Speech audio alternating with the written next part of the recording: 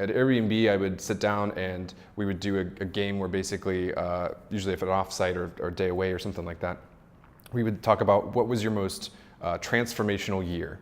I think that prompt works really well for people because almost everyone ends up talking about college or their first year out of college or something. But sometimes people talk about a really painful breakup or professional problems they had for a while or something like that, or just family issues.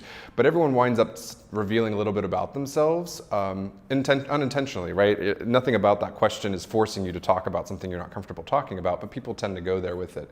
And what that does is before you know it, everyone suddenly has the walls have come down. Everyone has a little bit more trust across these different disciplines.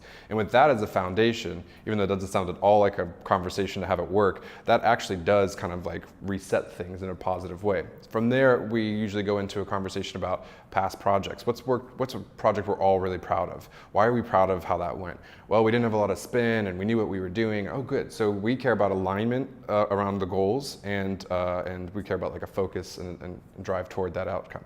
Yeah, I guess those are important to us. What about a bad project? Bad projects. Oh man, this one was a disaster. What went wrong there? Well, we had to redo it 4 times.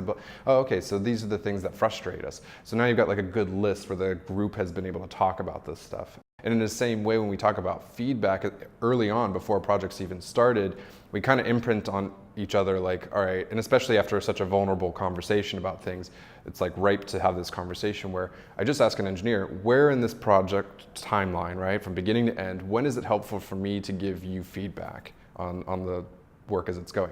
And then they just tell you, all right, well, I don't want to hear about it right before I'm about to commit the code because I don't have any time to fix it. So that's really frustrating. Great. When would be better? Well, I guess I'd like to review it with you from the first day that we like go through it. Awesome. We put that into the calendar. And so you start to piece together just by asking people when they like to do this stuff, and you put together a plan with that. And with that, you kind of create a kind of compact across the team. Like we know a little bit about each other, we trust each other a little bit more, and we've agreed upon a framework of how we're going to talk to each other. That is kind of like a meta framework, right? Because it's kind of like how to build a framework.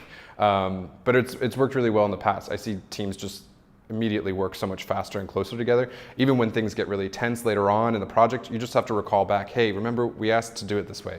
Oh, you're right. And people will reset back to that day and totally calm down and just kind of get in touch with that moment when they were much more calm and vulnerable and trusting each other. And it really does help reset things.